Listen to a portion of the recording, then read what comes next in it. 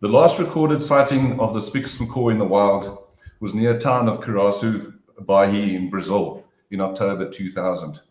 The official statement declaring the Spix macaw extinct in the wild was done by the IUCN. At the time of the extinction in the wild, there were estimated to be 60 birds left in the world. Good morning to everybody, welcome. I'm Guy van Zyl from the Parrot Breeders Association. I'm proud to be able to host this event where we will be discussing the Spix macaw. The Spix macaw story, how aviculture merged with conservation, with a conservation mindset and direction, brought an extinct species back to the wild. We are honored to have as our guest the only man who's been able to de-extinct a parrot species, Dr. Cromwell Purchase and his organization ACTP. They've been involved in this project since early 2000. Good morning, Cromwell. Thank you for joining us. Hello, everyone. I believe it's just after 4 in the morning, so I'm sure you've had your cup of coffee. Yeah, well, I don't do coffee in the morning, but I'm good. Thank you very much. Before we get onto that, I'd like to just quickly thank our sponsors. Obviously, to be able to host an event like this, there are some costs and there's time involved. So I just want to say thank you to Dr. Anton Smit from Avian Vets SA, Trey Nyder from Trey's Birds, Dr. Dennis York from MDS, or Molecular Diagnostic Services, and then the Parrot Breeders Association, the executive and the marketing department for all the work that was done behind the scenes. We also have support from some of our clubs that are hosting auctions this coming year, so please let's support them. The Bloemfontein Papegaai Teelers Vereniging, the Kalahari Voël Club, Oeverberg Papegaai Club, the Papegaai Mutasie Vereniging, Stellerland Voël Club, as well as the Uppington Voël Club. Thank you very much for those clubs and the support that they've given PASA, and we trust that your auctions will go well in the new year. And then right back to the man himself, the reason why we've all turned out to be here. Cromwell, thank you very much. Your time and in this time, thank you for joining us. We appreciate it. If you can maybe just give us a bit of background with regards to how you got involved and how the journey has unfolded until up to where we are. Thank you very much for having me. It's great to talk to everyone here, like-minded individuals, people interested in aviculture and conservation. My name is Cromwell Purchase, and fellow South African who went and decided to go around the world following a bird species. After I was doing my PhD, when I was finishing up my PhD, I applied for a job in Qatar at Al Wabra Wildlife Preservation, and that was to be the blue macaw coordinator for Spix macaws and Lear's macaws and hyacinths at the facility. And I got the job and got involved. I'd always had a massive interest in birds, and I'd followed the Spix project during my school years. So it was something I'd always wanted to work with and do. And fortunately, it happened. And the rest, I guess, is history. So here we are today. We have Spix macaws in the wild, and hopefully they'll stay there. Great, yeah, thank you. And when you joined the Spix macaw project in Qatar, what was the situation with regards to that? They'd already been declared extinct in the wild. How many species were, or how many specimens were available within the avicultural setup, give or take? And what was the first movement with regards to that? What was the plan behind it? And what was the vision going forward and the time span in terms of what you were looking at doing once you arrived there? I arrived in 2010 in Qatar, and I was taking over a position from Ryan Watson, who had been running the position at Al Wabra. And at the time, there were, I think, 58 Spix macaws at Al Wabra, and the world population, I think, was sitting at about 72. The birds were obviously in bad shape. The species had not really been moving forward the way they should. The breeding just wasn't working to the point where you could actually consider having a release project. So the species was pretty much on the fence as to whether anything would good would come of it or not.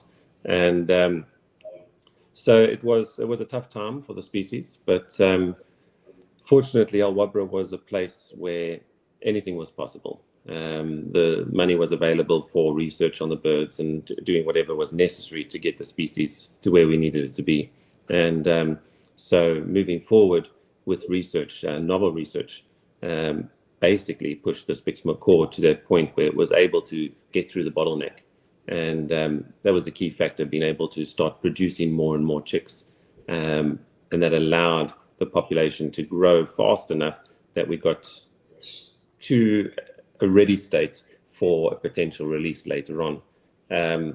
Unfortunately, in 2014, Sheikh Saud died and things changed. He had a very large estate, which took years to clear. And in that time, things were very, very difficult. And that is when we managed to get the birds to move to ACTP in Germany in 2018. And that was the push. It was the only sort of way the Spix would ever have gotten into the wild, was involving ACTP.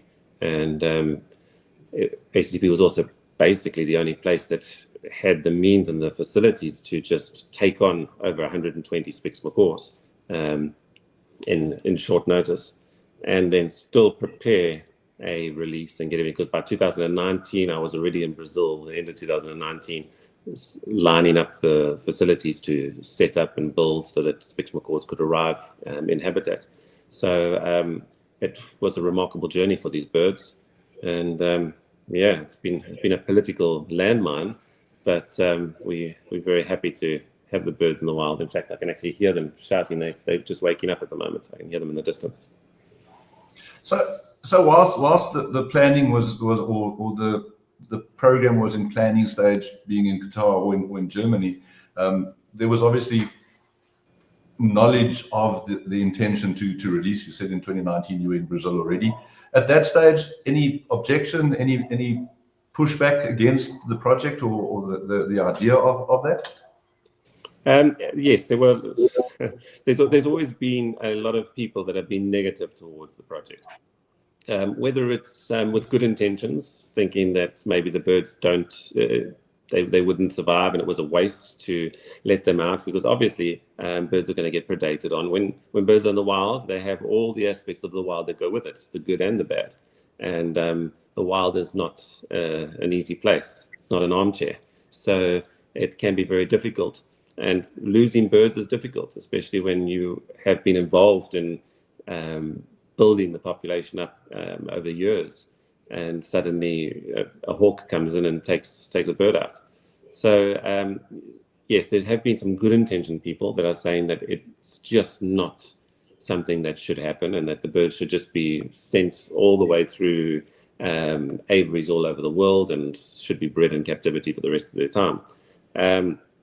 I find that a little bit difficult for myself, because the whole idea, the only reason I got involved in the Spix project, other than the challenge, was the fact that we need to try and get them into the wild. So no matter how much you lose along the way, no matter what happens, in the end, if the species as a whole is just relegated to a cage, what's the point? So I can understand research in captivity, etc., and we did all of that. But in the end, the goal had to be to try and get them back into the wild. 100%. Good. So I think, maybe if you want to kick off with a presentation, and then as we go along, and I just want to again welcome everybody that's logged in, and I hope it is meaningful and insightful for everybody, as what I've had a bit of a preview, a peek view at some of the slides while we were setting up. So very interesting. I'm sure it's going to be. And then, if the people are logging on, please just tell us where you're logging on from. If we can just say hello and see who we've all reached. Please be so kind as to post your questions in the comments. We will get through some of them, and we'll have a short Q&A afterwards. And whatever questions are not answered, we'll put them all together, pose them to Cromwell, and then we'll post them on the website later, that people can go and have a look at them, so that we try and address everybody's questions, or most of them. So thank you very much, Cromwell. We'll put it over to you. Thank you.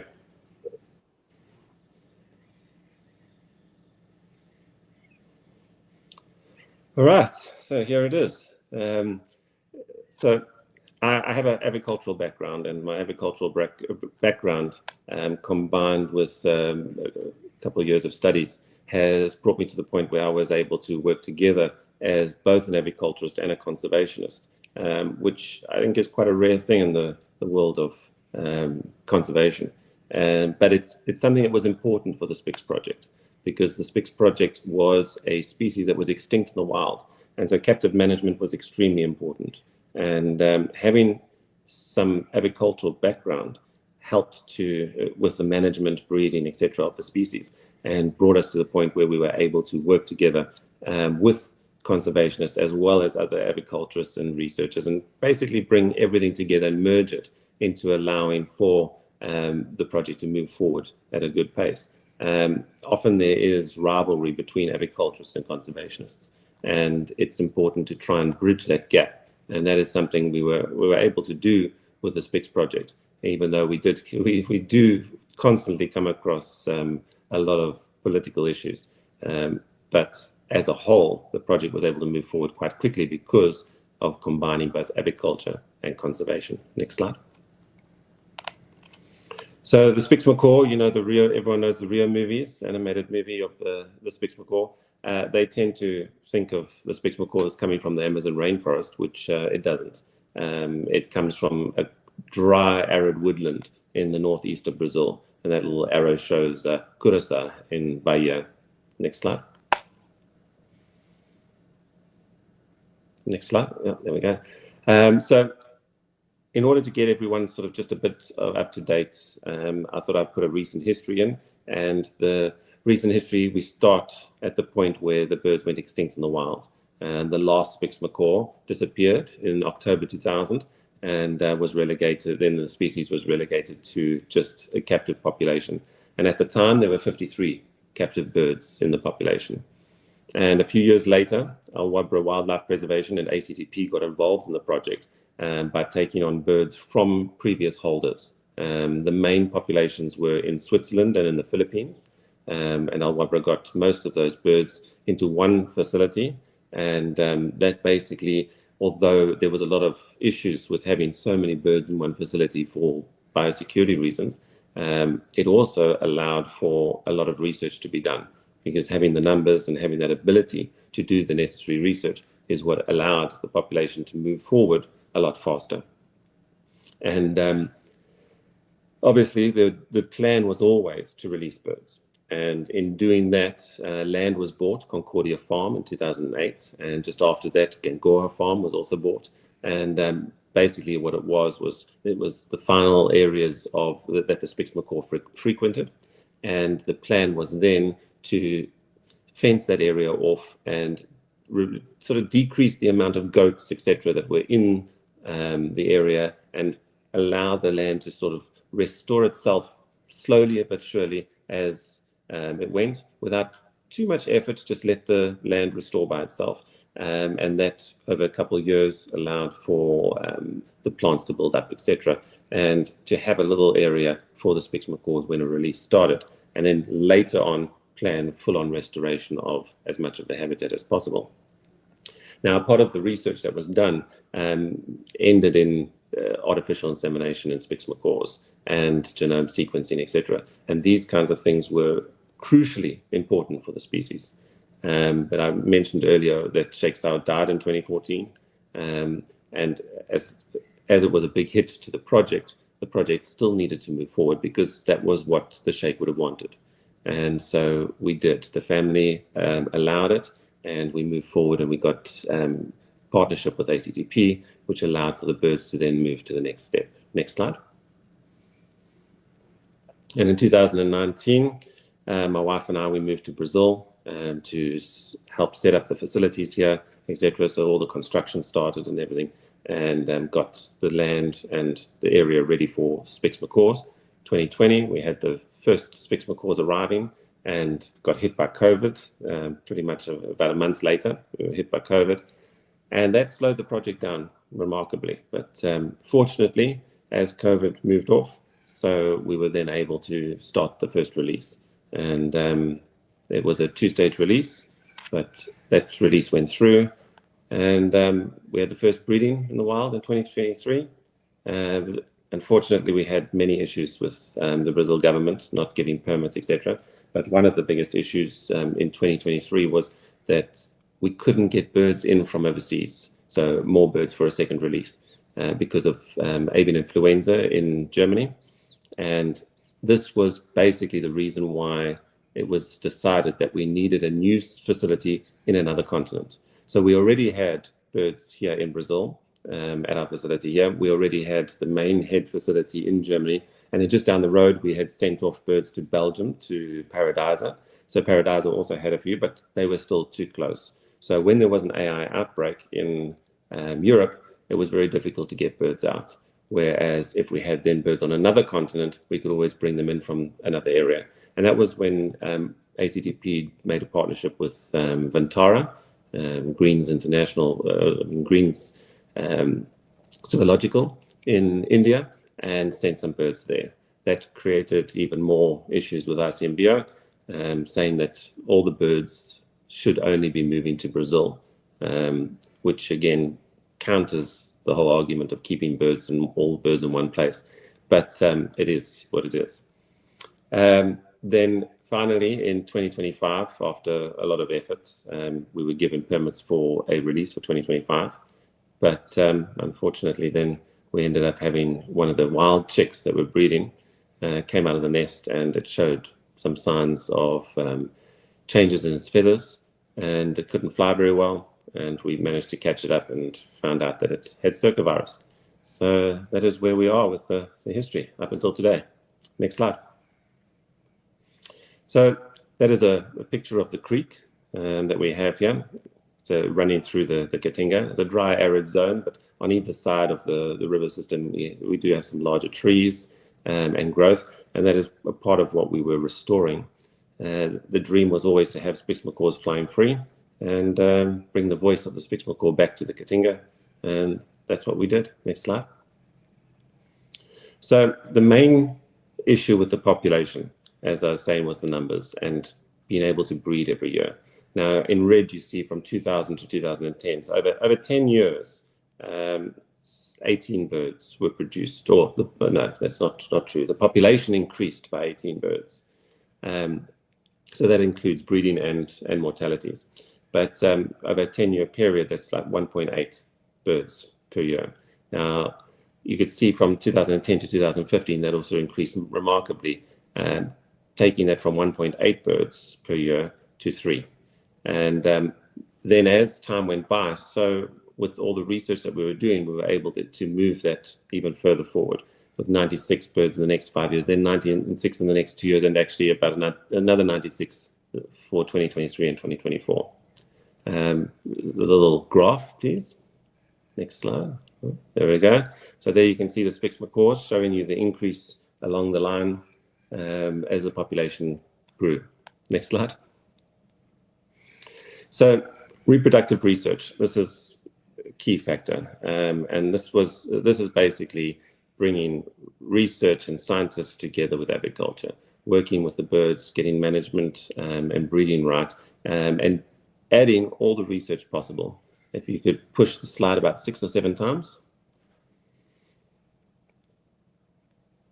So we started off with hormone analysis, and this was stress hormones as well as reproductive hormones.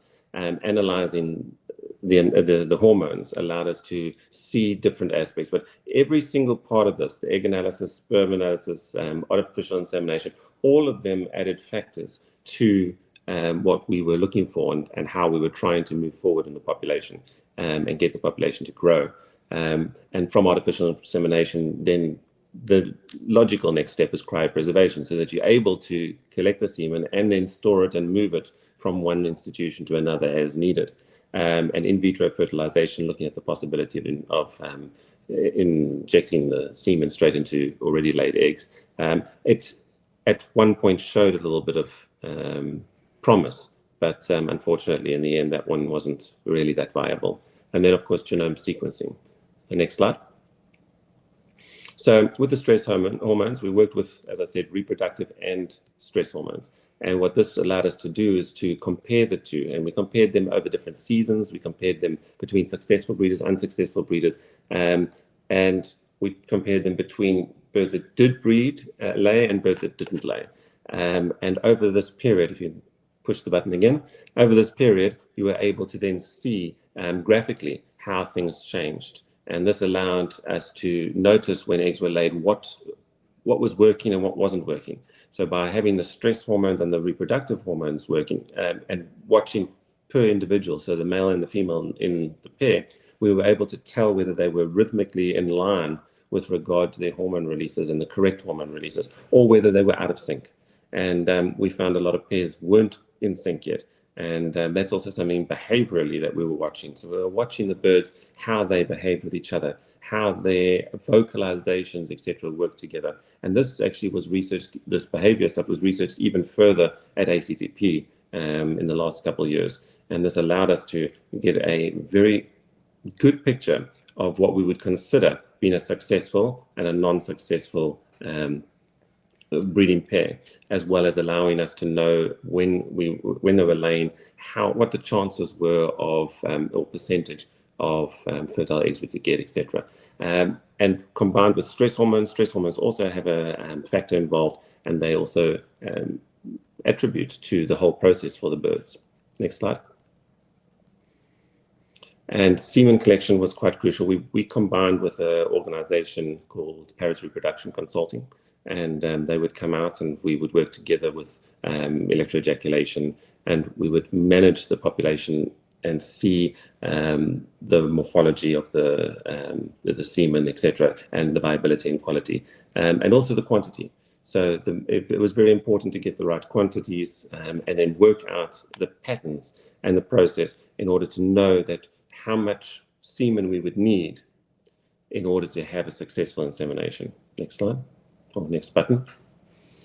And that's Heiner and Esmery, who was an assistant there, and grabbing the semen, monitoring what the semen quality was, quantity, etc. We managed to get to a point when inseminating a bird, if we inseminated them with a certain quality and quantity, we knew that was 100% going to be a viable egg. Next slide.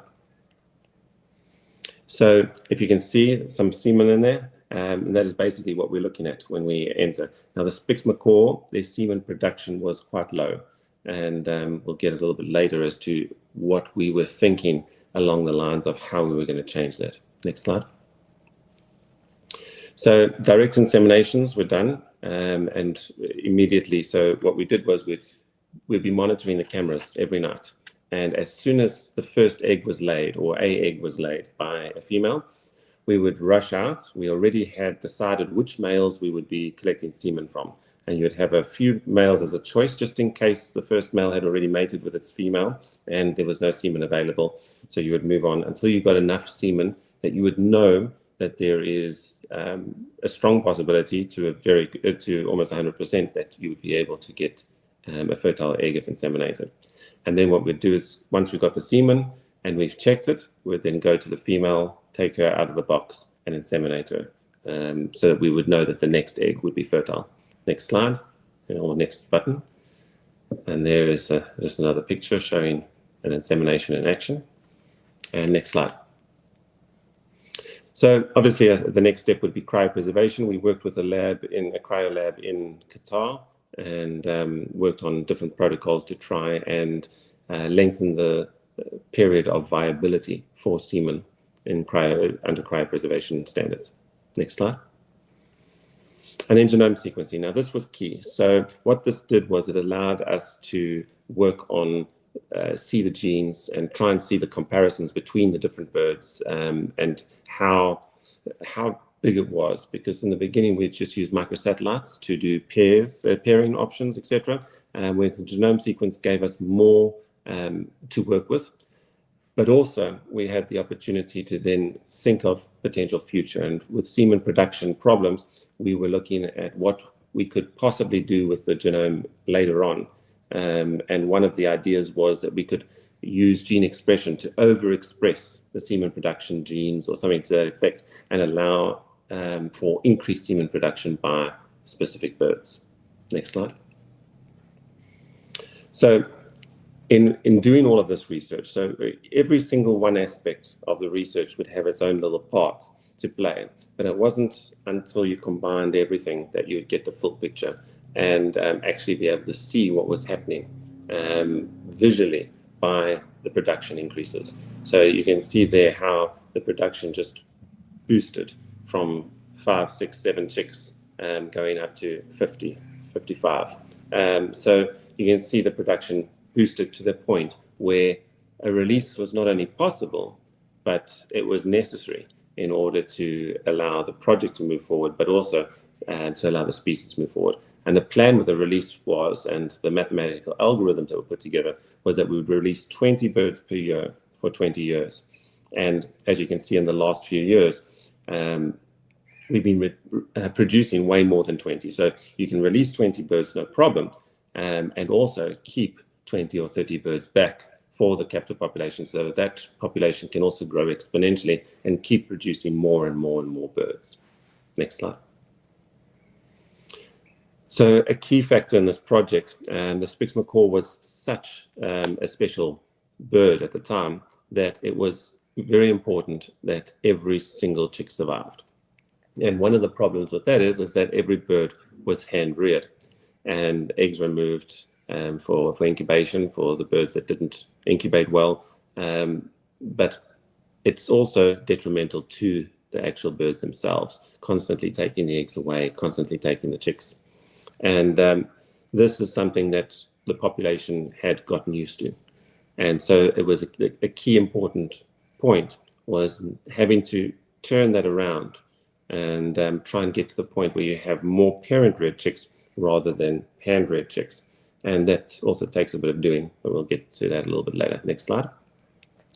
Nutrition is very important. We have a very good sponsor here in Brazil, Neotropica, and they supply us with all the nutrition we need and allow us to then not worry about the food itself. But we give wet foods in the morning, so sprouted seeds, cooking mix, as well as fruits and vegetables. And we give a seed pellet-based mix in the afternoons. And we also give a lot of natural foods from the Katinga. Next slide. So hand rearing, you've got some hand rearing formulas also from Neotropica. They're very good and they work very well with the Spix macaws. And you can see we've got brooders and incubators, and we basically just set up like any agricultural setup would have in order to allow for good breeding. But the key aspect is parent rearing. Next slide. And this is where we go. You can click again. And this is where we go with the parent rearing. We were very fortunate that in the last week, we got news that the 50th parent-reared chick just fledged at ACTP in Germany. So we are very happy with the amount of parent rearing that's happening. And it's a key aspect, extremely important for a population that you're planning to release into the wild and that you're trying to get into the wild, because conservation is important, and getting the birds to be able to manage by themselves is very important. So having them learn from other birds rather than be reared by a person, learn the language of the birds by their parents and not by a surrogate is very important, but also just the whole aspect of fledgling themselves out of a nest, etc., and learning those first skills from the parents, how to eat and everything, is crucial in allowing them to have that knowledge already set when the time comes for them to breed and rear their own chicks. Next slide. So to give you an idea, I wanted to take you through some of the facilities we have here in Brazil. Next slide. So here's basically a drawing of our veterinary and incubation facilities. And what we have is on the one whole side of the building is the veterinary side. And it's got a solid wall between. And then on the other side, we have our nursery. So we have and each side has its own accommodation. So when we have birds in the veterinary section, potentially in quarantine or sick, the vet stays on the premises and they stay in the room. They don't have to come and go. They've got everything set up with accommodation and everything, allowing for that. And the same thing on the other side of the building. So you've got a double entrance, which allows showering in, showering out. And with our nursery, you also don't want diseases in and out of there. So you have accommodation along with the incubation, hand rearing, and weaning room. Next, and then, sorry, go back, please. And then in the far corner, we have the kitchen, which has its own entrance. And that is where we make all the food for the breakfast feed. And it also has its storage with a walk-in fridge and dry food storage. Next slide. Then we get to our breeding facility. And in here, we've got 8 breeding cages on either side. And the facility is built in a U shape. And so you've got 16 breeding enclosures. And then on the end, there are 4 flocking enclosures. And each flocking enclosure has 2 inside sections. And that is quite important because when you have birds in a flocking enclosure, they are obviously in a group. And so there is always the chance of having issues, bickering and fighting going on between them. But also, if you have an injured bird or a sick bird that has to be removed to be treated, when you reintroducing it to a group, you've got the chance of the group bullying that bird. So what we do is you have 2 enclosures inside so that you can soft release the bird back into that enclosure. And those flocking enclosures are important, not only for the youngsters, but also to prepare the birds before we send them to the release.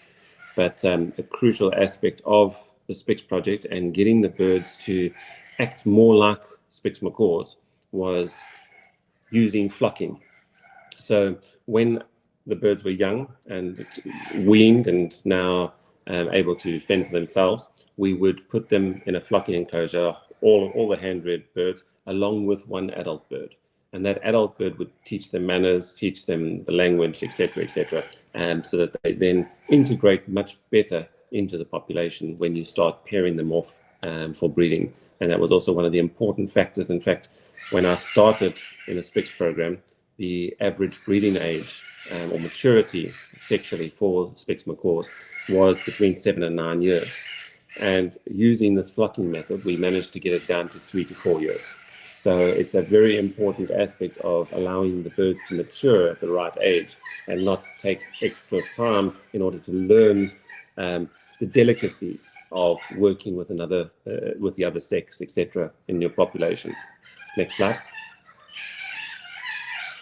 So this is just a photo, basically, of what we've just shown you, the building at the back with the vet and nursery. And then in front, you've got the breeding cages on the sides with the flocking cages at the end.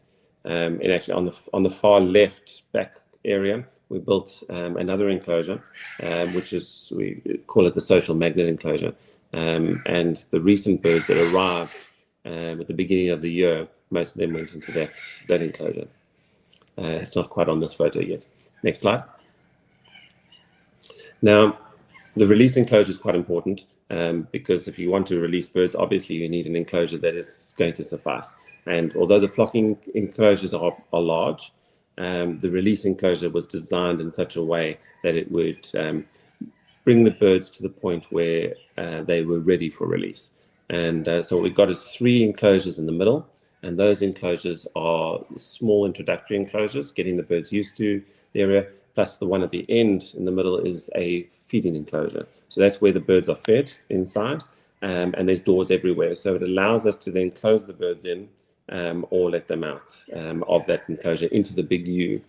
And the U is the most crucial part because what a lot of people do is they just have a rectangular enclosure and the birds can fly back and forth.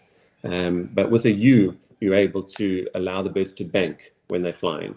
And this creates the abilities and frequencies of evasive maneuvers, which is crucial when a bird is released into the wild and has to now come across predators. This facility was also designed to be see-through along all levels. So it's mesh everywhere and it is in the habitat. So it's immersed in the wild to allow the birds that while they're flying in those enclosures, they get to see wild birds around them, as well as predators and potential predation on wild birds around them, in order that they get a good view of what's happening and get a better idea of which birds are predators, which are more of an issue. We weren't so worried about identifying the predators because that's something we noticed immediately, that when the birds are in an aviary, even if a vulture flew over the top, there would be alarm calls. So even before we put birds in the release aviary, the breeders, there's an instinctive knowledge that a shadow above you, etc., is a threat, and that is great. The only problem comes in is that different kinds of birds of prey attack in different ways. So a falcon attacks differently to a hawk, and that is where the learning aspect is very important for the birds that are being released. And it is crucial that they learn quite quickly the difference, because your evasive maneuvers potentially could work for one and not for another. So they have to be able to identify the bird of prey that is coming and know which evasive maneuvers to use. Sorry. Next slide. So this is just a picture showing, you can see the creek in the distance. So those large trees show the river that's flowing through. And then beyond that, you can see just small bush, which is basically what the Katinga is. Next slide.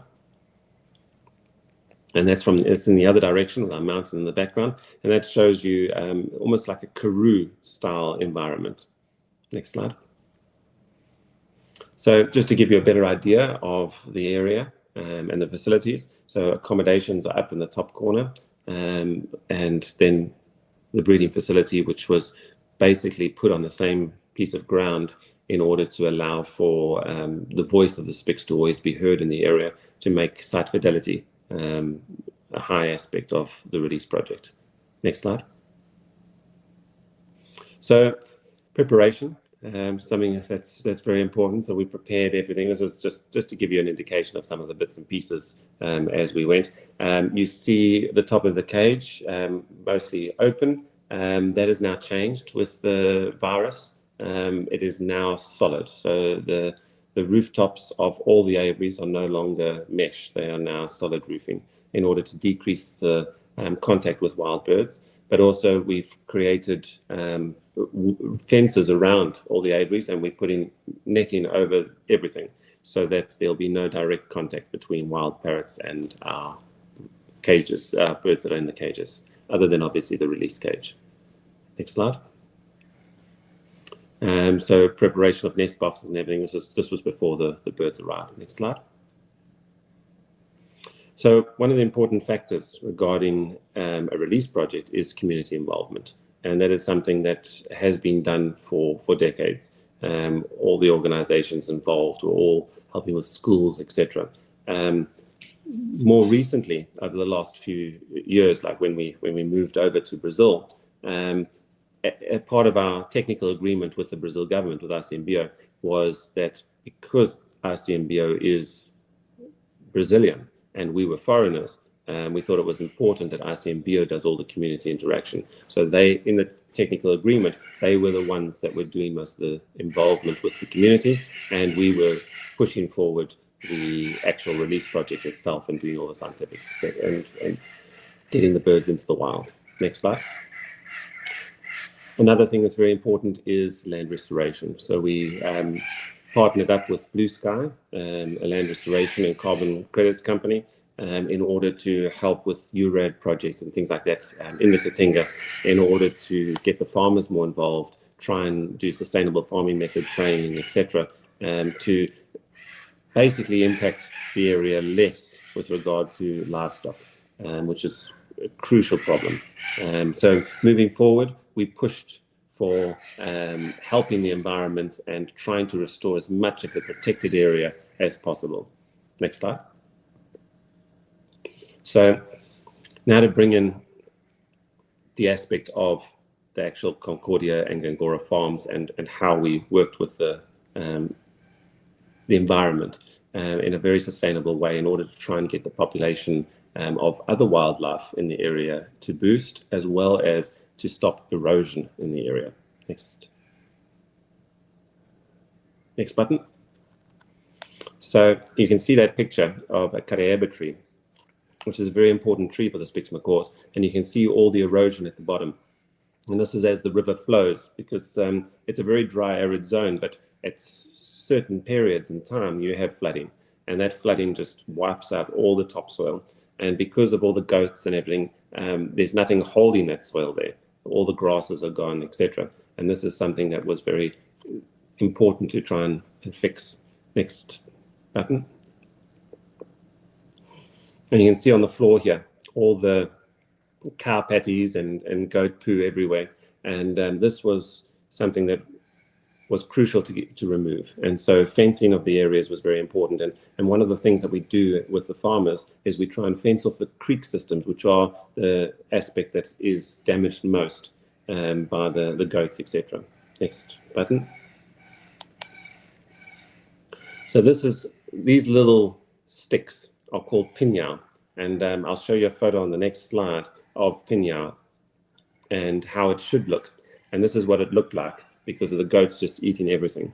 And pinyao is also one of the foods that the Spix, it creates a little fruit, and it's one of the foods that the Spix macaws eat as well as other parrots. Next button. So when I was there in the early days, 2011, and we saw maracanas, or iliga macaws as we know them. Every now and then you would see one or two, and that was quite a problem because you want to release Spix macaws into an area, and you don't really see any of the other birds. And so bird life, etc., was very low in the area, and that's why the restoration was so important. Next slide. So Concordia Farm has a nice big dam, and this dam was also quite important, and it's quite important for the region because it's got a large surface of water, allowing the wildlife to come in. It also gives the area the best chance of good restoration. Next button. So one of the things that we did was we started building flow-through dams along the creek system, and this was to slow the water. So it was just a bunch of rocks that were put together with mesh, so that when the water hit it, it would slow it down. And what this allowed was for decreased amounts of erosion, but it created all these pools along the way. Next slide, or next button. And as you can see, as the water flows, so now these pools started developing, giving more access to the wildlife, but also slowing down that water. Next slide. And after doing this kind of work, this is basically what the result was. We started getting more greenery, more growth in the region, slowing down erosion, so allowing for that growth to continue and decreasing the amount of issues that we had. Next button. And then that is what pinyao is supposed to look like. So that's that bush that we saw earlier. So once you remove the livestock from the area and you've just got the wildlife in there, you're able to allow for the growth of the food plants for all the species that are in the area. And that allows, obviously, for the growth and the birds to then come and congregate back, not just the birds, but also the other wildlife, congregate back into the area and create an environment where a release would be possible. Next slide, or next button. And here you'll see that's what the pinyao looks like. So that's the fruit that is created. Next button. And then the cariaba tree, which is hugely important for the Spix macaws. That tree there were no new ones growing because as soon as it sprouted, so the goats would come and eat it. So what happened now, just naturally, is these trees started sprouting again and the development started happening. And now, when we walk down the creek, we can see some of those trees that are growing now that are already 10, 12 meters tall from the days that sprouted from the days early on in 2011, 2012. Next button. And so you can see some of the older trees, and the new growth is now also coming up. Next button. And this brought about the introduction of the birds back to the area. We had more iligas. We started seeing more of them coming around, and not just coming around, but also starting to breed, and not just the iligas. Next button. Other species as well, blue-crowned conures, etc. Next slide. No, next button. And then that was the first time, that was in 2012, and that was the first time I saw an iliga nest or iligas in a nest. Next button. And another crucial factor was this bird was not seen before, the lineated woodpecker. And these are the ones that start the holes for parrots, etc.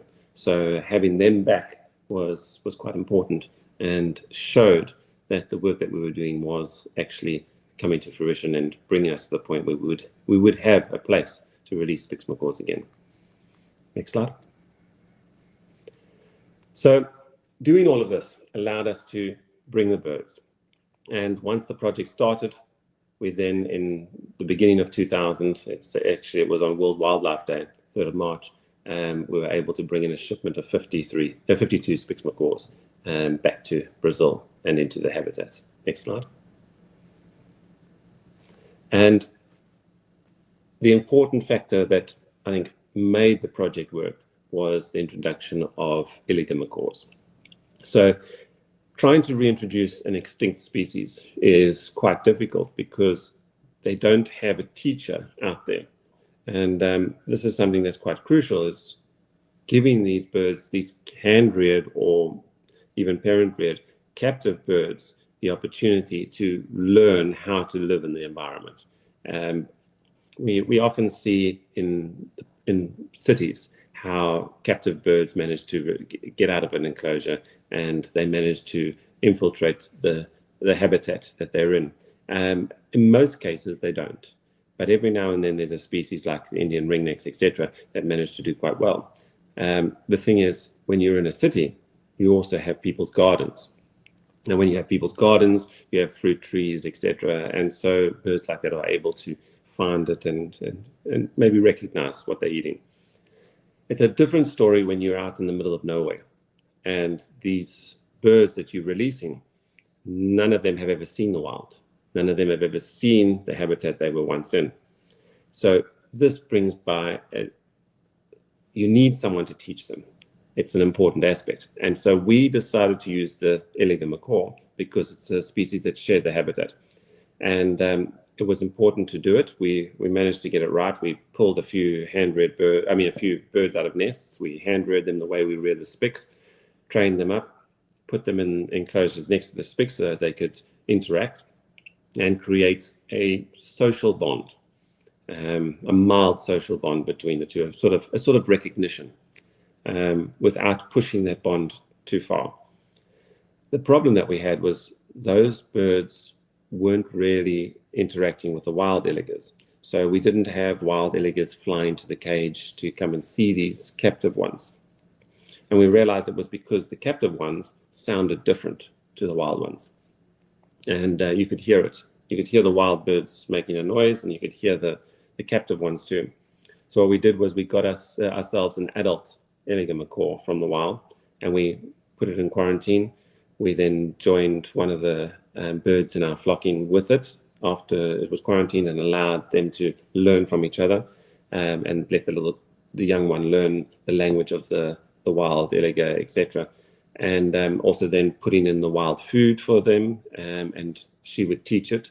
And then from there, she was introduced to the group, and this allowed the whole group to learn her language. And she taught them all the different foods and everything that we were putting in the enclosure that she would eat and they didn't know. And that changed everything, because once she was in that enclosure, every single day, she called the wild iligas in. And the wild birds would come, they would sit on the enclosure, they would learn, they would interact with the birds. And that was what we were looking for.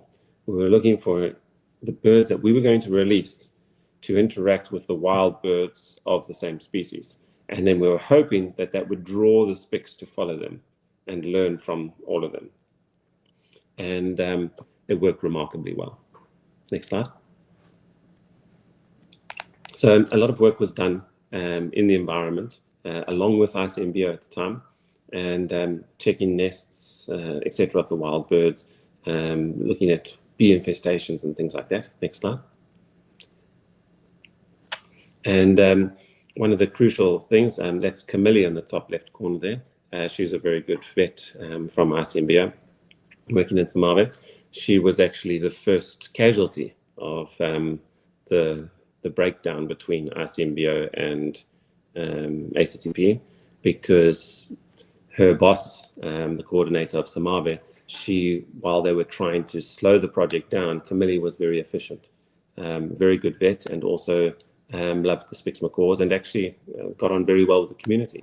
But the problem is that she was allowing the project to move forward too quickly. while ICMBio was trying to slow the project down, she was able to push things through so that the project could continue at a good rate.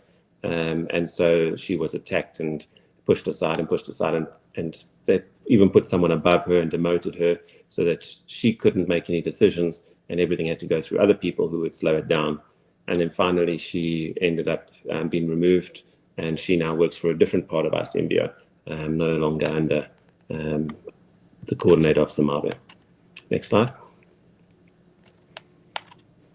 So working with the schools, giving shirts to the schools, and we had with Blue Sky, we had people working with the kids, educating them on what we were trying to do, etc., and getting us to the point where we had trained up our birds. And we had Tom White in the photo there from the Puerto Rican Parrot Project, who has been working along with the SPIX project for many years.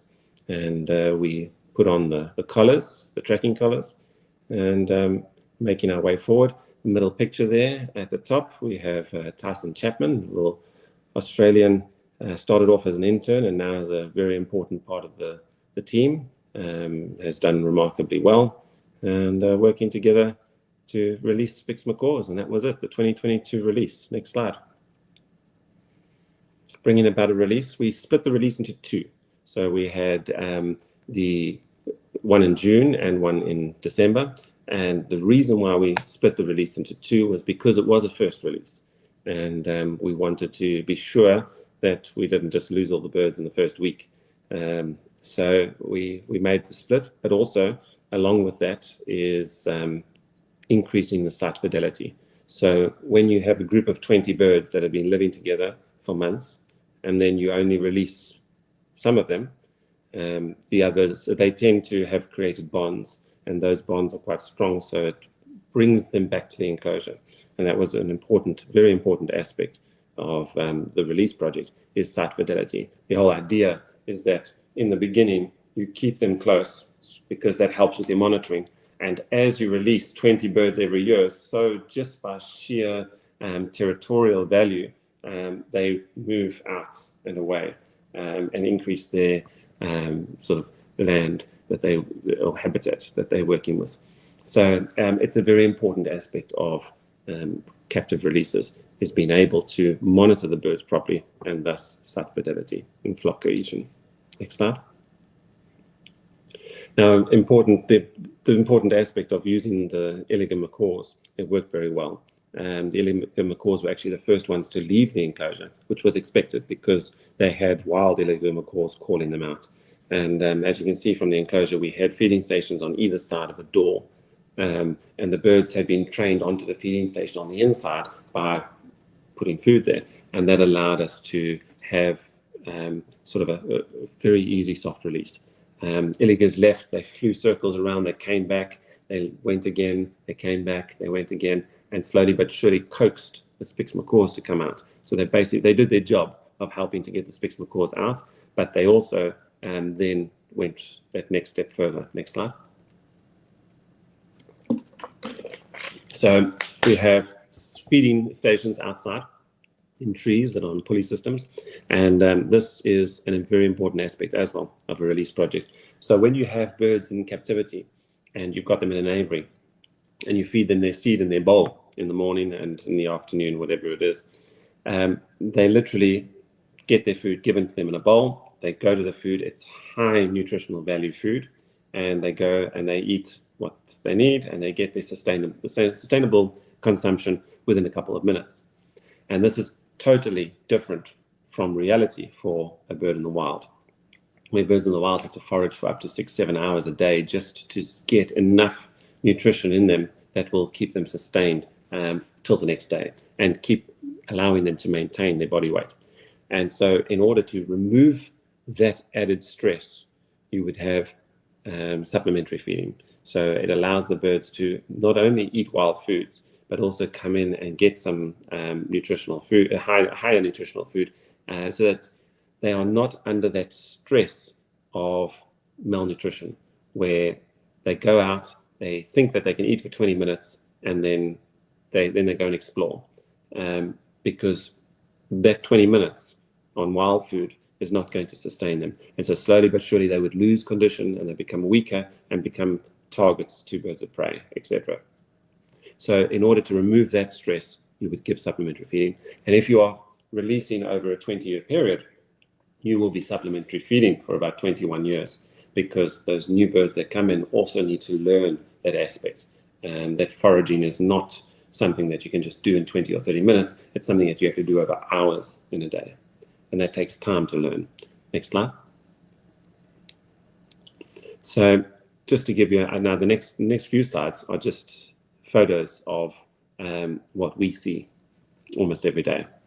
And there's a Spix macaw eating Katingera seed pod, and Maracanãs doing what they are supposed to do, teach Spix macaws. So what we'd find is that the Maracanãs would go and start foraging on a certain kind of food, the elegant macaws, and the Spix macaws would see this in the early days, and they would be quite interested in what's going on. They go and have a look, and then they would get involved, which was quite important and obviously helped with the process. And we put up some artificial nests, and the Spix took to the nests very quickly, which was great. And within a year, we had the first breeding. There's the next slide. Keep going. And there was the first wild chicks and how they got to the fledgling points. Next slide. And seeing them in the wild, this was the most incredible thing to see. Not only the breeding in the wild, having the breeding in the wild, but actually because we monitored the parents with the babies and monitoring how they taught them, etc. And you can see the babies also trying to learn how to eat the Katingera seeds. Next slide. And at this bottom photo, I had to put it in there. That is one of my favorite photos of Spix macaw number 17. And above are just parents and chicks. Next slide. So when you release a bird into the wild, it is very important to have supplementary releases. So you can't just release 20 birds into the wild and say, okay, that's it, fend for yourselves. If you want a mathematical algorithm to work and you want the species to become self-sustaining, that population needs to grow over time, not just from the 20 birds, but with constant feeding of that wild population. And the mathematical algorithm that we worked out, and it's been published, is for the Spix macaw and the environment that they're in, is a 20-year period of releasing 20 birds per year. And this was something that, unfortunately, after the first release, the Brazil government refused to give us any more permits to release. So we weren't able to release in 2023. And the main issue we had was we couldn't bring in birds from Germany. So we would have needed the Brazilian birds that were here, or the birds that were here in Brazil. Because ACTP also had birds at another facility here in Brazil. But the Brazil government refused to send the birds, not allowing us to have enough birds for a release. And then in 2024, again, there was this rivalry because ASEMBIA wouldn't give permits for release. ACTP was then saying, well, then what's the point of us sending any more birds to Brazil if you're never going to give us release permits? And so there was this sort of back and forth. And so ACTP decided that it was for the Spix macaws themselves that we would be the better person, and we would send, even without having release permits, and in good faith. And we sent another group, so we started all the paperwork and everything for another 41 birds, which arrived in January 2025. And ICMBio gave some permits. There were a lot of extra conditions. They did give us a permit for 2025. And then ICMBio and INEMA, the two organizations involved, they then started doing everything they could to get us into a position where they could take those permits away again. So clearly they didn't want the release. But in the end, the reason for removing the permit was a viable one. Next slide. And that was the fact that one of the wild chicks that came out of the wild nest was positive for circovirus. And it was, the bird showed some symptoms, but we've had no serious symptoms. So the main symptom was change in colors of feathers and then some dropping off of some primary feathers, which didn't allow the bird to fly very well. And it also allowed us to catch the bird fairly easily. But since then, that same chick who was then found positive, it was the first chick found positive. We were about to do a release. So we also at the same time tested the 20 birds that were in our release aviary ready to go. All of them were negative. It was just this one wild bird that we had that was positive. But then a month later, we did another set of tests. And again, we tested that chick as well as everyone in the release aviary, because there had been contact with the wild birds. Obviously, the release aviary is immersed in the wild environment, and the Spix macaws, as well as all the other parrots, are seen regularly on top of the enclosure. And when we did that set of testing, we had 6 birds in the release aviary that came back positive, as well as that wild chick. So that wild chick and the 6 birds were then put in a quarantine. And in that quarantine area, we then did another set of tests after that. But that set of tests was done a good few months later, and it was in order to check every bird. And that was instigated also because we had obviously informed the authorities about this. And they immediately blamed ACDP, saying that the birds that we had just shipped in from Germany must have been the ones that brought the virus, which it's not even mathematically possible, because they arrived pretty much the same time, and the bird from the nest box could only have gotten the virus from the parents, as it already left the nest with symptoms. So it was actually quite crazy. But in the end, ICMBio pushed for testing of all the birds at the facility, which we had no problem with. In fact, we decided that we would take double samples and we'd send to 2 different laboratories here in Brazil in order to see and have the best possibility of knowing exactly what was happening. And in that set of tests, another 8 birds in the release aviary had been positive. But one of the birds in the quarantine had seroconverted. So from the previous 6, one of them was no longer positive. And that was in both labs. But also, the wild chick was positive in one lab and negative in another. And so we noticed that the one laboratory was much more sensitive to the virus, and that laboratory we have pushed forward. It had more positives. And we pushed forward with that laboratory as it was the one that also showed the most aspects. We also sequenced the virus, and that sequence was very important in order to get a little bit of an idea of where the virus sort of came from. And we noticed that the sequence was more related phylogenetically to another sequence found in Brazil, and much further related to any sequence found in Germany, which helped us a little bit with our knowledge, our own personal knowledge, that we most certainly didn't bring the virus in. But obviously that meant nothing to the Brazil government, who had their own agenda. Now, working with the virus, we then had another test of the young chick with anemia. They came, we did the testing, and the young chick was negative. So that chick also seroconverted. Also, all its primary feathers grew back. The bird flies beautifully now, no problems. So basically what we have been seeing, which is something that we do know, is that neotropical parrots don't have as much of a problem with the virus as the old world parrots. It's something that's well known in the captive world and laboratories around the world. And in fact, we tried very hard to get some international specialists involved with ICMBio to give them a better understanding, because ICMBio claimed that there had never been a virus in the wild, and that was in Brazil. So this virus had never arrived in Brazil. So it was something that we had to work towards in order to get things, try and get international people involved. But they've refused every international specialist that we've put on their names down. And ICMBio and INEMA both threatening bombarding the facility, doing everything they can to upset and intimidate us. INEMA's given us over 300,000 reals in fines, most of them fines that we are contesting because they're actually not viable.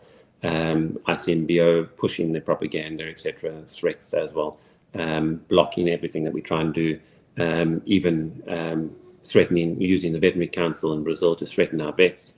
And in fact, to the point where our vets have resigned from the project, because the Brazilian vets, because of the threats that they could lose their licenses, which is important for their livelihoods, which is quite understandable.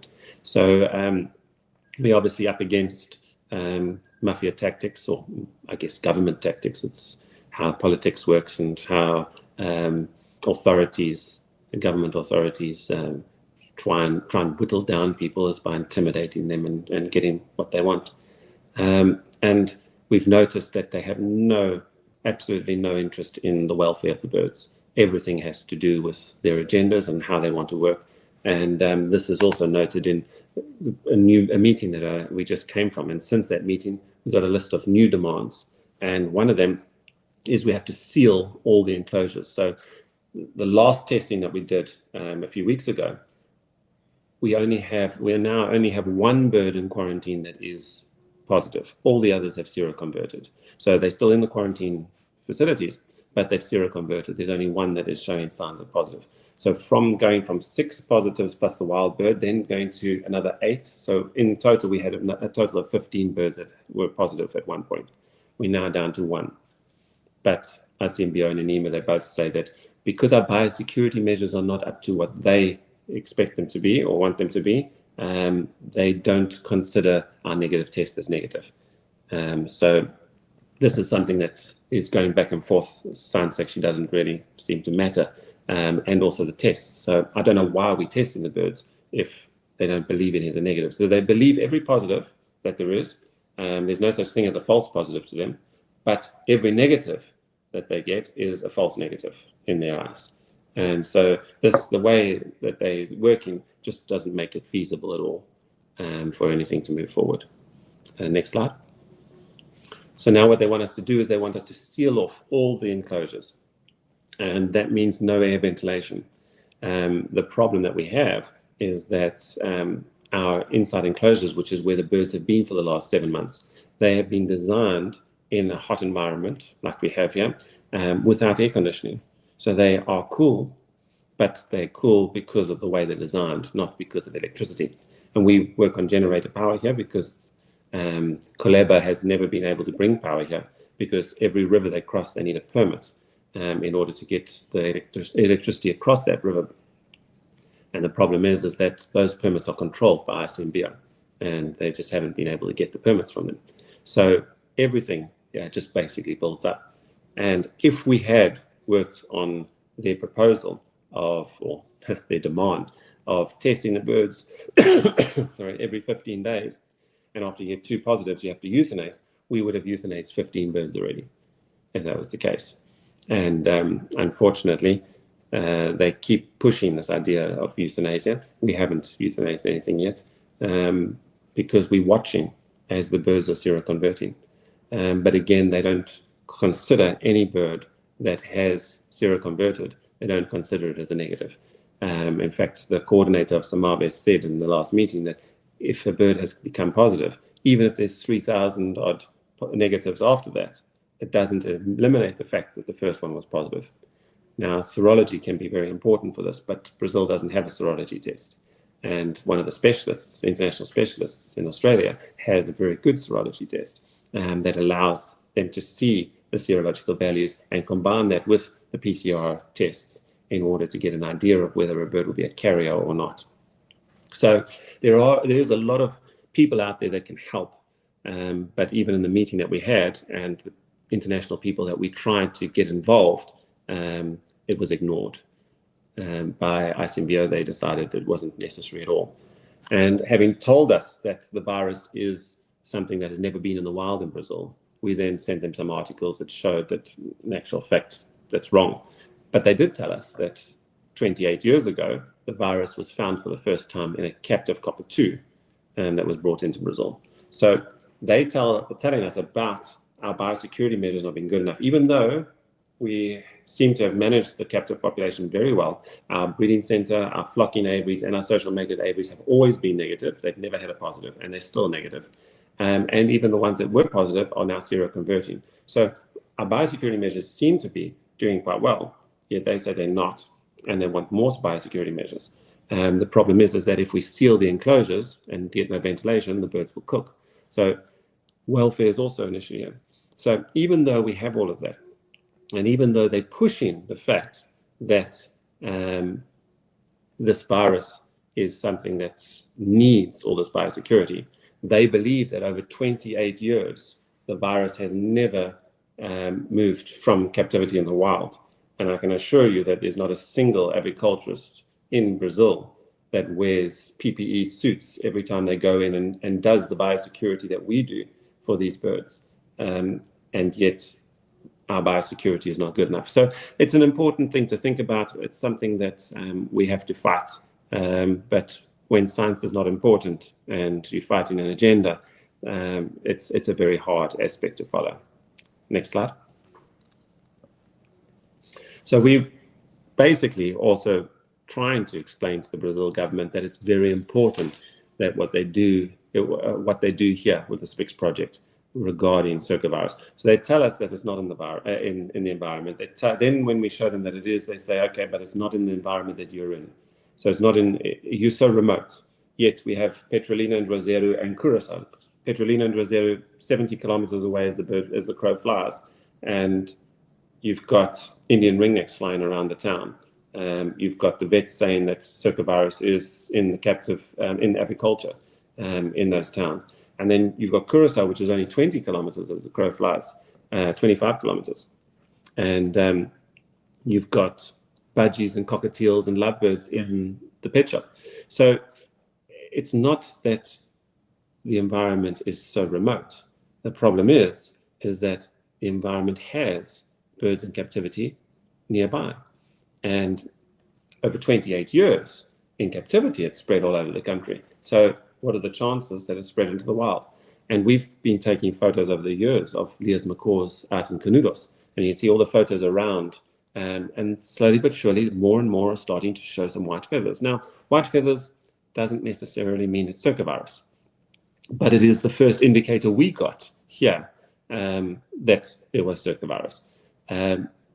It could also be nutritional. It could also be a liver issue.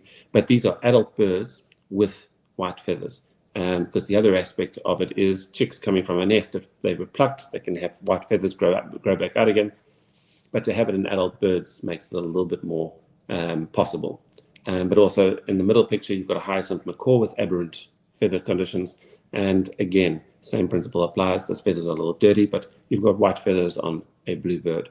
So if you manage the SPICS macaw project in a very bad way regarding the circovirus, you've got to be very careful, because if you actually decide to go out and investigate all the other projects in Brazil, we think you might just find that the circovirus is a lot more widespread than you think. And fortunately, the neotropical parrots do not have as much of an issue with the virus as the old world parrots. So they are able to seroconvert, and they are able to live with the virus. And that is most likely one of the reasons why it hasn't become such an issue in the wild. And you look at Australia, and Australia still have millions of birds flying around, even with circovirus everywhere. And those birds don't handle circovirus as well as the neotropical ones. So yes, there will be losses. Yes, there will be issues as you go. But I think in the long run, it's not worth destroying the SPICS macaw project to take all the birds out of the wild and put them in a battery of cages to run battery tests indefinitely, because Brazil government believes that a positive bird needs to be killed. And they don't want to even look at the possibility that seroconversion is viable or possible. And unfortunately, this has happened before in Brazil, recently with the green-winged macaw project. And the same people were involved, and they sacrificed green-winged macaws that they believed they would be able to see in the organs that the virus was there, having thought that the symptoms that they saw and a positive test in Brazil made the birds positive. And then when they cut those birds open, the histopathology showed no sign of the disease at all in the birds. So they sacrificed green-winged macaws, and now those same people want to sacrifice SPICS macaws for the same thing. Next slide. So, having said all of that and released SPICS macaws into the wild, and if we had been given permits every year, like we should have been, we would have already released 80 SPICS macaws in the wild. Can you just imagine how well they would be doing? So even with predation, with all the issues involved in getting a captive bird into the wild, the biggest threat to the spix macaws is actually the authorities. It's actually the Brazil government itself. And that is the issue that we live with. That's the reality, is that there's a small group of people that have been pushing an agenda for years, and now they've got a little something that helps them with their agenda. And boy, are they grabbing it with both hands. Next slide. So this is basically the reality of what we're looking at. Even though ICMBio have slowed down a little bit, possibly due to the social media campaign that has been going on, etc., they have still in the last meeting said that all the wild birds will be caught up. And the problem is, after they're caught up, they plan to do a battery testing. So psychologically, you've got birds that have been in the wild for 3 years who will now have to go and be in small cages and be subjected to test after test after test after test. And then they include the next step, which is that they need to test the environment and test the wild for a few years, which is something we agree on 100%. We think it's very important that you test other species in the region, not just in the region, but also across Brazil, because we don't believe this is an isolated incident. And so it's very important that they do the testing. The problem is will they ever release those spix macaws again? And those birds that have psychologically been out flying free for 3 years and now been subjected to all the psychological attacks that they're going to get in small enclosures, multiple testing all the time. And they also want to stress the birds more. So they've been saying that instead of just testing the birds, we want to test them 3 days in a row, put them under even more stress in order to try and bring out the virus if it's there. Not to mention that the birds here in captivity, their stress has increased a huge amount since we've locked them inside for 7 months and have to catch them on a regular basis. And also they want us to clean the enclosures inside every single day. Now, our enclosures are designed so that the feeding station is in the passage so that we actually don't have to clean the inside enclosure as much. And that was designed even when they had an outside enclosure. So when we were cleaning the inside enclosure, they would fly to the outside. And our spix macaws in our breeding center are not pets either. These are birds that we're breeding for conservation. So we have them as wild as possible. Now they've been locked in. And now they want us to go into the enclosure every single day and scrub the enclosures of every single bird every single day. So you imagine the stress levels of the birds already. So it's just not feasible. And then to close off and seal the rooms and cook the birds, it's absolutely crazy. But these are demands that we have to deal with. Next slide.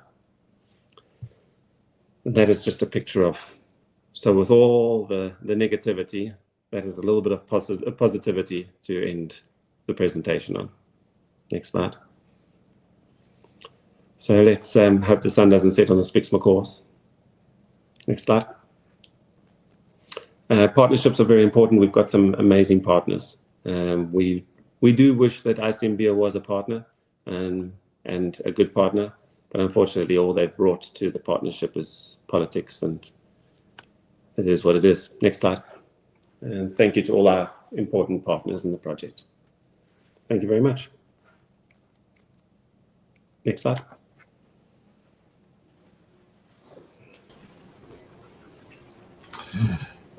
Yeah, I'm at a loss for words, Cromwell. Thank you very much.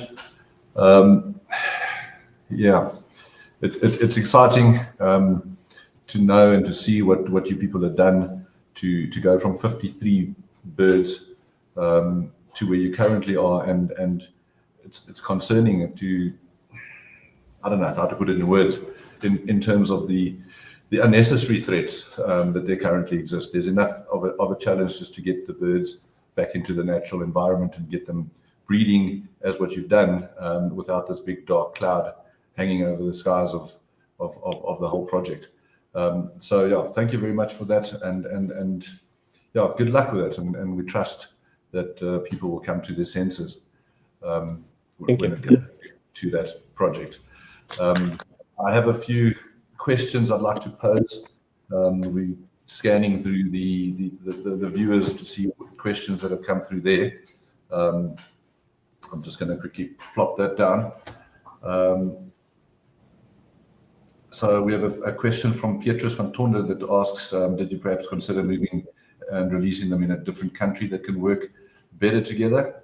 Perhaps, sorry, it's cut off on the bottom of my screen there, Suramani. That's not one of its home ranges originally, it's out of the range area? Yes, Suriname, yes.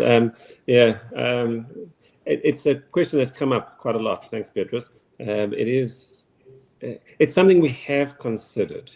We've looked at it with all the politics in Brazil. We have considered it, but there are larger issues. Is that the Spix is endemic to Brazil, so to release it in another country, it is possible to possibly release in another country as a surrogate release, just to get a viable population going in the wild that could then later on be moved to Brazil, etc., or something to that effect. It is maybe possible, but there are a lot more issues that come with that. So it's a tough one to try and actually work out. But it's definitely something that's crossed our mind. Okay, the next question there, Raul, for agendas, unfortunately, are the new form of control of the human race, and which will permeate everywhere. Yeah. Not quite good. Yeah. Carol, all of the very best, Cromwell and team, praying for the equitable solution. Thank you very much, Carol. All the help we can get. Just putting some. Okay, Ursa, you can see them there from Slovenia. Yep. Glad in your company and part of this webinar. Thank you very much for joining us, Ursa.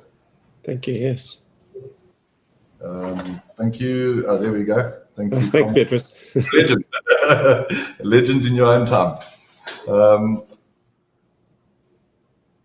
Okay, there we go. A problem that we have in South Africa as well. Ringnecks are indigenous to India. It doesn't mean they don't thrive in most countries in the wild.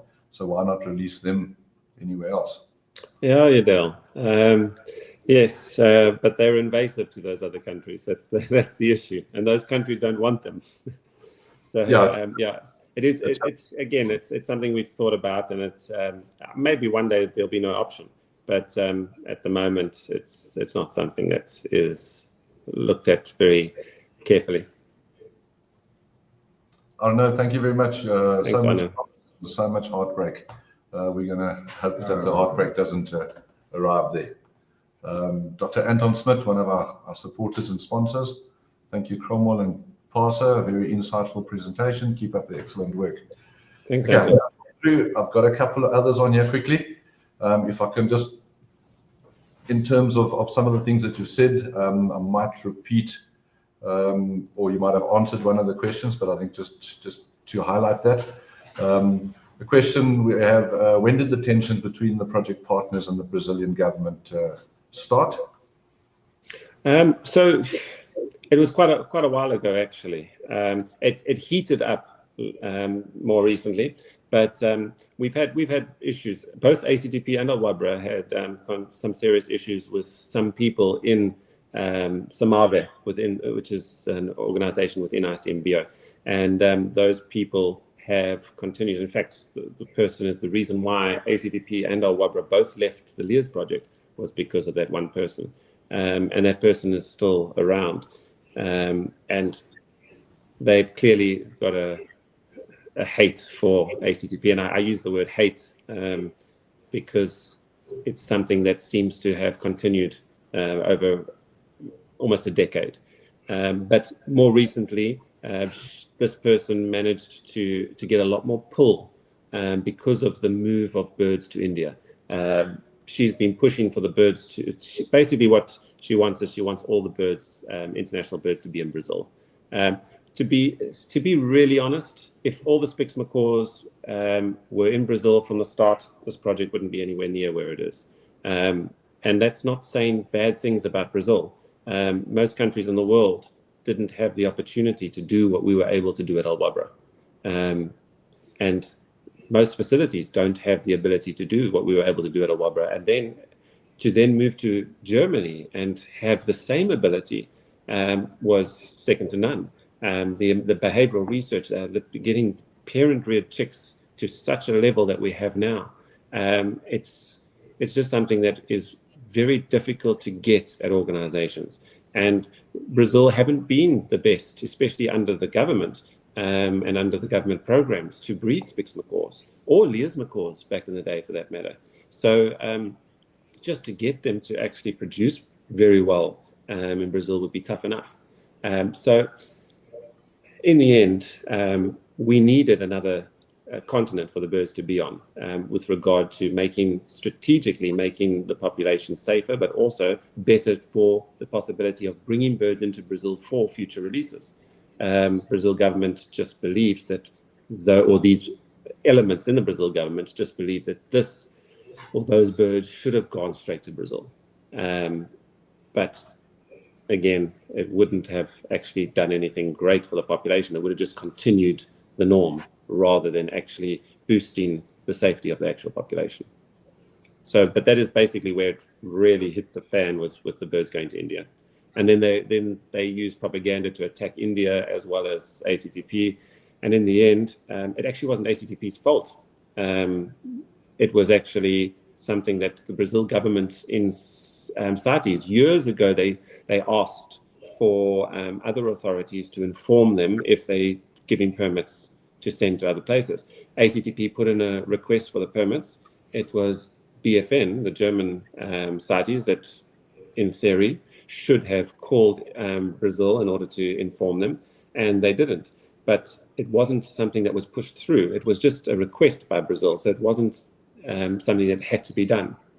So in the end, they blew out of proportion and created propaganda around ACTP and around Vantara, when in actual fact it was a misunderstanding at a CITES level of just not the CITES authority not informing the other CITES authority that they're moving those birds, or that they're giving permits to move those birds. So really, they've made a massive, massive mountain out of a molehill, and in the process are destroying a release project of probably the biggest flagship species they've ever had come to their country. Yeah, like communication, the downfall of many countries and peoples, resulting in wars and all sorts of conflict that's unnecessary. I've got a question that might have probably have touched on, if I've just, what would it take to have the Spix macaw wild population stable and flourishing? Yeah, so the algorithm that we put together is that you would need 20 birds released per year for the next 20 years, because once you've released, obviously there's going to be predation on those birds, and the numbers will slowly whittle away. And even if you do get some breeding, in the end, you need a sustainable base population. And that is why you need to feed that population annually. So what we worked on is that after 20 years, we would have released 400 birds, and the population would be in the low thousands. And with this situation where in the last 3 years you haven't been able to release, you take that algorithm, if in the perfect world everybody can come to their senses and you can start releasing immediately, how would that change it going forward? Would your 20 years just be extended by 3 years, or would you have to push it up to 25 a year? How would that impact it? Currently, in the last 18 months or 16 months, 17 months, we haven't lost a single adult bird. So the adult birds are now doing quite well, and they're stabilized. So chances are we could just lift off and continue for the next 20 years, doing releases every year. The problem comes in is that if that population whittles down anymore, that we might maybe add a few more years onto it. But currently, as it stands, if we started today and started releasing 20 birds per year, we should be fine. Good. Okay, there's been talk about preventative and curative beacon feather vaccines for years. Are there different vaccines for different strains of the virus? And is there a vaccine that can be used on the Spix macaw? The circovirus is a very difficult, tiny little virus. Doesn't have that envelope protein that is generally used for vaccines. So it is a bit difficult. The virus does mutate. Obviously, most viruses mutate quite quickly, and it does mutate. However, if you can find the right gene sequence that doesn't mutate too much, but affects the protein, then affects the virus and makes it less viable, you would be able then to create a vaccine that would maybe would be able to be used on multiple strains. The problem is that even though people are trying to create the vaccines that have been created have not been that viable. There are side effects, and supposedly the side effects are not too much. So it is difficult to create the virus, but it doesn't mean it won't happen. I'm pretty sure it will happen. It's just that, and there are different countries that are busy working on it. South Africa, Australia, the US. So there are countries working on it, and hopefully something will come up sooner rather than later. Great. Have we got any others? I saw a question from Russell a moment ago popping through. If we can maybe just put that on. It seems to me, Russell Wheatley, thank you for your question. Hey, Russell. The Brazil authorities were being overcautious and naive. The way you explain it, they have ulterior motives. What would these motives be, and why wouldn't they want it to be a success? So what we believe the issue is that this small group within ICMBO that have the power at the moment and are able to push forward, they want control of the project. So ACTP basically does everything. ACTP pays for everything. ACTP built the facilities. ACTP has ownership of most of the birds, etc. And even though they've constantly been given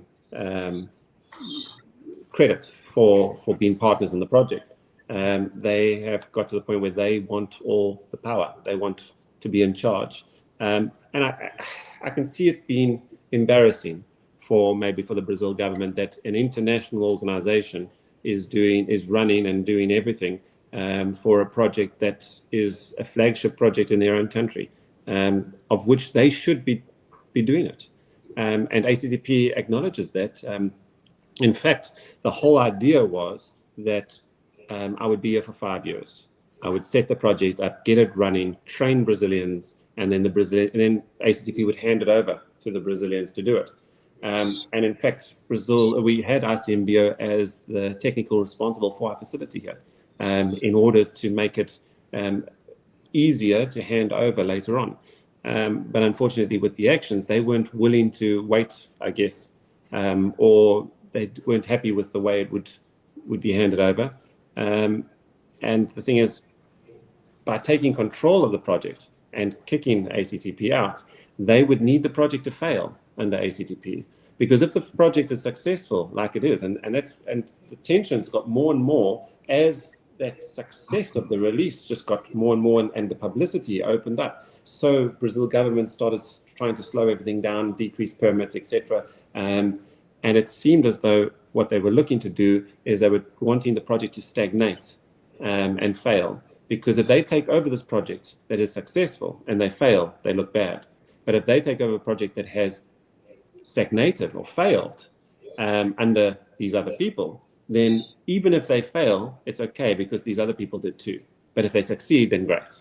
So it's basically a push for control more than anything else. And that's how we see it. Okay. The question from Anton there was, I think, how long does it take to recover the environment to the level that it is now? When you started, I think you said 2019, you were out there the first time. The photos that you showed, what do you envisage as being 100% recovered, and how far along that process are you, and how long would it take then to get to the 100%? Okay, no, the photos that I took were from 2011, 2012 visits. We've moved out here since end of 2019. But before that, for years, we had been working with Brazilians here, fencing the area, keeping the goats out, etc. And we used a sort of a natural rehabilitation. So basically just removing the livestock and letting the environment do the work for us. And that has worked very well. We've got a lot of secondary growth, amazing secondary growth. But since then, we've also, because we only had a certain amount of land that we owned that we could do that to. But now the protected area is over 150,000 hectares. And so what happens is there's a lot of farmers within that protected area. So those farmers need to be trained. And that's why there's a sister company or a company that we deal with, Blue Sky, who are training those farmers, sustainable farming methods, etc., trying to fence off creek systems, which are the crucial part of the environment. And that does take a long time, and the process is slow, but a good 10 to 20 years shows some amazing promise. So even from 2010 to 2012 to now, you can see a vast difference on the land that we're in. But there's still a lot more to go. So although it is better for the Spix now, and the piece of land that we're on has had a lot of time to develop, it'll still continue over the years to come. So I would say 20 years is a good time, but anything from 10 years, you can see quite clearly the difference. Okay. Would it be like rolling a ball down a hill, that as it improves, it just speeds up a bit? Exactly. We have and we can see it because when I first arrived here in 2011 to visit, the bird life was very poor, and not just that, the animal life too. And now it's amazing. We got hundreds of birds, hundreds of bird species around that have just come in. We even have rhea that we see on a regular basis. Sorry, which is wonderful. And then all the animals too. So there's armadillos, there's tamanduas, which is the little anteaters. Everything, just the amount. Even the tortoises, which are very rare in the region, we've seen them around, and we've even seen the little antelope, which were hunted to virtual extinction in the area. So they're all moving back in again. So it's something that it's nice to see, and you can actually watch it happening. But yes, as the ball rolls down the hill, so it gains momentum, and it becomes exponential, this amazing recovery. Great. Okay, Carol's got a question for us. Perhaps she says perhaps the answer is obvious, but we'll ask. What caused the initial extinction in the wild, and what has changed to ensure it doesn't happen again? Human encroachment is increasing with a 20-year release program in mind, also taking into account that the released birds will be breeding. Will there be enough natural space for those birds left in 20 years' time? Yeah, so the idea is that, let's start with the extinction part. So around 300 years ago is when livestock farming started in the region, and that has just multiplied, and the goats just destroy everything. So environmentally, this place basically became like a desert almost. And some species were able to survive it, and others not. So the Spix macaw, one Spix in 1819 basically said that the Spix macaw was quite rare already in those days compared to the numbers of other species. So already 200 years ago, they were very rare, and they were a niche species specifically to the creek system. So I think clearly they were not able to evolve to the massive changes to the environment by livestock farming. And then obviously in the last 30 years, it's just been attack after attack with people poaching them, etc. So, well, actually it's more than 30 years, 40, 50 years, with the poaching happening. And the poaching basically just brought a species that was in massive decline to its knees, and finally to its extinction. And basically what's changing is obviously we're working on the environment, working on the farmers in order to get the environment right. As for the poaching, something that's been seen regularly around the world is that if you have biologists in the area busy doing research on a species, poaching tends to decline just because of the sheer number of people in the area that they could be caught out. So that's what's seen in the LEOS project, etc. And that's basically the idea we use here, is that poaching happens, but it'll be less in an area where you have biologists and environmental organizations working for the project. Thank you. In 2002, I think if my dates were correct, there were 50 odd birds that went to Qatar to the facility there. The ratio male to female, what was that like? Was that out of sync? Because the reason I asked that is the other question that we have was that the ratio was skewed, and in the captive population. And yeah, let's start with that. What was that like, and what was that a challenge, or how was that the challenge? Yes, yeah. So when the captive population was skewed massively in the female, with a female bias, which often happens when it comes to bird species going through a bottleneck. So if you go through a genetic bottleneck, the stress causes a lot more female production. So yes, it was about 70% female to male ratio. And that is obviously something that is crucial in a population that you're trying to breed up, trying to get that ratio back to normal 50-50 standards. So yes, it was an important thing to work on, and it's one of the research aspects that I took on. And I used the idea of the Withers hypothesis, which is that with mammals, the male holds the deciding gene of the sex gene. With birds, it's the other way around. The female holds it. So the idea is that a female, in her best condition, will produce more males, because that male is the best chance that she has of the genes continuing. Because that male has to compete with a whole lot of other males in order to get a mate. Now, the other aspect is that if the female is in less condition or worse condition, she will produce more females, because every female gets the opportunity for those genes to move forward. So working on that hypothesis, the aspects of importance was getting the Spix macaws into the best possible condition to try and change the ratios of chicks, because we just keep getting females and females. And actually started the idea with the Lear's macaws, because when I arrived at Qatar, there were 3 pairs of Lear's macaws and an extra female. And the only macaws that one pair had produced, and they'd only produced females. So they produced 7 females over a few years, never ever produced a male. And when they were originally gotten by Al Wabra, they had been smuggled into Dubai, and in terrible conditions, in Hessian bags, and they were dehydrated and in terrible condition. And the Dubai authorities, knowing Al Wabra's reputation, called the director at the time and said, we have these birds, we don't know what to do with them. Can you guys help? And Sheikh Saud sent a team of vets, etc., to go and get them all, make sure they were stable, etc. And then the birds were then sent to Al Wabra. And so we knew that those birds had kidney issues.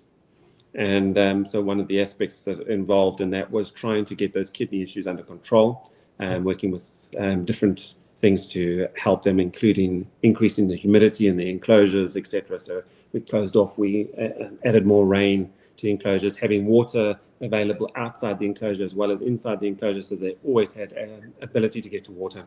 And then changing the diet, increasing the fat and protein content, and in fact, mainly the fat content. So adding coconut to the diet, etc. And we managed, so the first breeding year, after doing all of that, got all 3 of the pairs to breed, and we had a 50-50 ratio. Even the pair that had never produced a male produced 50% males in that pair, that grouping. We continued this on for the years to come, and I increased the fat content and protein content of the diet for the Lears, and we managed to get them to a point where they were producing 75% males to 25% females. So we were able to then counter that whole grouping of just females in the start and able to get a good population of males to females. At the same time, we were working on Spix, getting them to the same point. The problem with the Spix is because they were going through a genetic bottleneck, you get a thing called genetic depression. And so that genetic depression already gives you what you could call a stress of a kind on the body. Now, the female decides which chick she'll have, a male or a female. And she doesn't just say, okay, this one will be a male, this one will be a female. It's a physiological decision.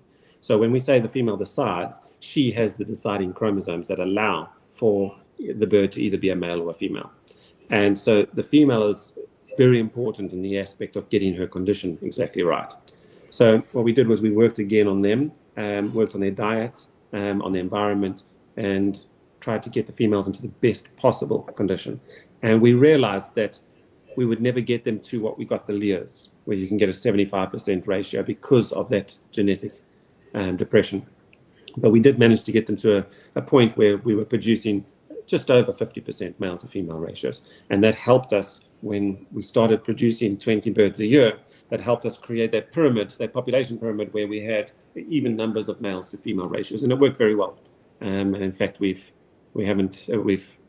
had that ever since. So what would the optimal level or ratio then be? Obviously, if you're talking about a captive program, 50-50 is good because you and I or the breeder can manage that process. But what would the optimal level be in the wild population, those birds that are out there now? And would that then determine which ones you're going to be releasing next in terms of male versus female? Yes, so it is always important to try and keep a good ratio. And so, so by monitoring the birds that are in the wild, we know which ones are there. We also take samples in the nests in order to see what the chicks are. And in fact, we've actually had more male chicks in the wild than female chicks so far. But yes, it's an important aspect to try and keep it similar. So depending on how the population goes and grows would possibly depend on the ratio that we would be releasing in the future.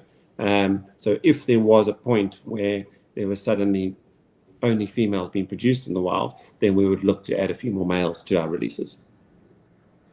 But if that's the case, that the females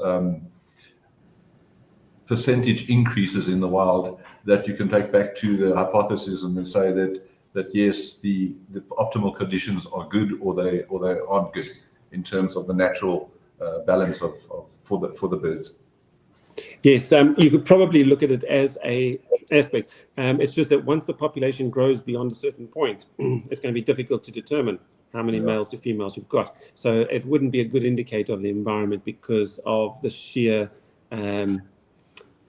difficulty of working out exactly how many females to males you've got out there once the population grows. But yes, it is an idea in the beginning stages. And yes, we're very happy with the process at the moment because they are producing more males than females in the wild, suggesting that combined with our supplementary feeding, that the environment is not unduly stressful for them. Okay, great. Another question there. Sorry, I see there's one that's popped up from Adrian. Dr. Cromwell, with experience and knowledge of the years with the Spix macaw, what are your thoughts about illegal Spix macaws in private collections? Do you think it's possible? It's always possible. The Spix macaw is probably the most monitored bird in the world. So, yes, we do know of a few that have been making the rounds in Europe, in Switzerland. When the Spix population moved from Hammerley to Roland Messer, a few birds disappeared off the stud book. And over years, Hammerley said that it wasn't him, and Messer said it wasn't him. But in the end, some birds disappeared. And there have been on the black market, we've seen, and the Brazil government as well as Interpol have been involved, that there are a few birds flying around in Switzerland that tend, and I think they've moved a bit within Europe. But yes, there are some around. It's difficult because Switzerland have their own idea of laws, and so it is tough. At one stage, there were six chicks on the market, on the black market, and they were confiscated in Switzerland, but then they were given back to the owner because he had the original permits for the parents of the bird. So so to say illegally or legally, it's very difficult. Birds don't just appear. They tend to be, those kinds of birds tend to be hidden. Okay, and then the one question from Dr. Anton. I don't know if you can see it on the screen there. I see it there. Cases. Yeah, proventricular dilation disease. We had many cases of them back in our Wabra. So when the population from Switzerland and the Philippines arrived in Qatar, proventricular dilation disease was the biggest issue with the population. And the director at the time, Dr. Sven Hammer, did a fantastic job with the team and separated out. So the population was basically housed in quarantine from each other. So each pair was quarantined from each other pair. They had their own, each aviary had its own entrance. There were no long corridors or anything, solid barriers, etc. And there was he used a traffic light as an idea of what birds were what. And so the green birds could go with green birds, yellow birds with yellow birds, red birds with red birds. Now, because you've got a genetic issue in the population already, there was some mixing of every now and then a green bird and a yellow bird could go together, and yellow birds and red birds depending. But in the end, over time, they were able to remove the virus from the population using these quarantine and a few treatments that helps slow down the spread. Okay, and I've got two more here. Please, can you share the protocols and methods, if possible, the product names of your beacon feather and other biosecurity measures? Okay, so one of the issues that we have with enema is with regard to entering and exiting enclosures. So like entering our breeding center, what we do is we have shoes designated to each area. And you leave your outside shoes outside, you climb into your inside shoes, and you go into the enclosure. We also have F10. F10 is very good, and that is the disinfectant that we use. And we have, for the positive section, we have PPE suits. So you put on a full-on suit when you go inside. Again, spraying everything. Anything that goes in has to be autoclaved before it can go out.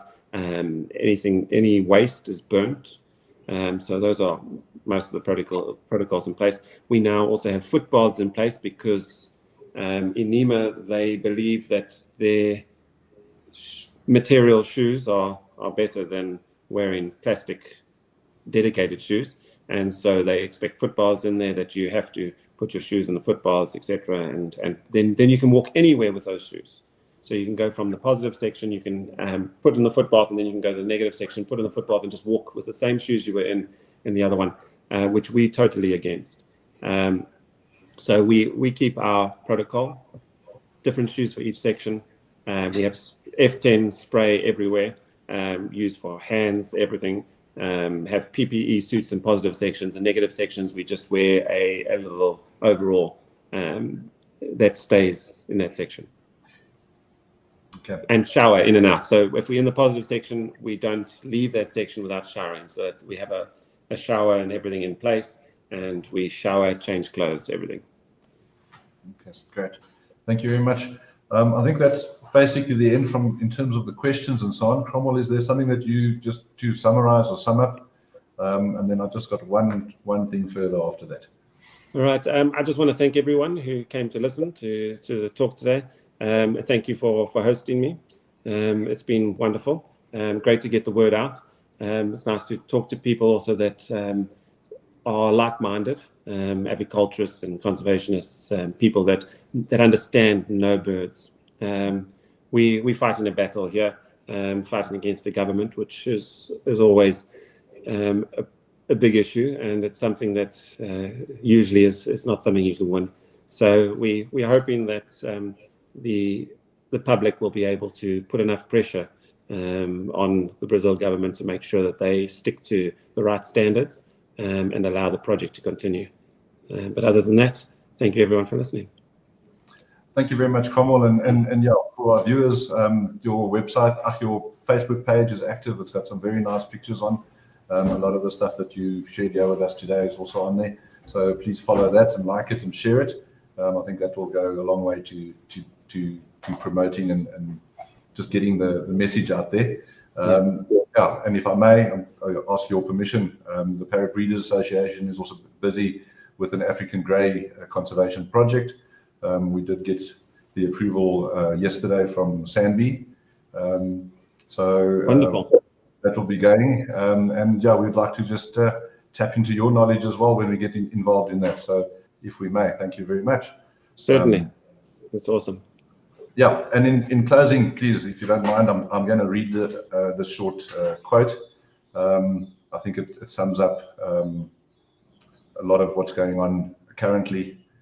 So yeah, I just want to say, as the world pays tribute to the passing of a great primatologist, anthropologist, conservationist, ethologist, activist, humanitarian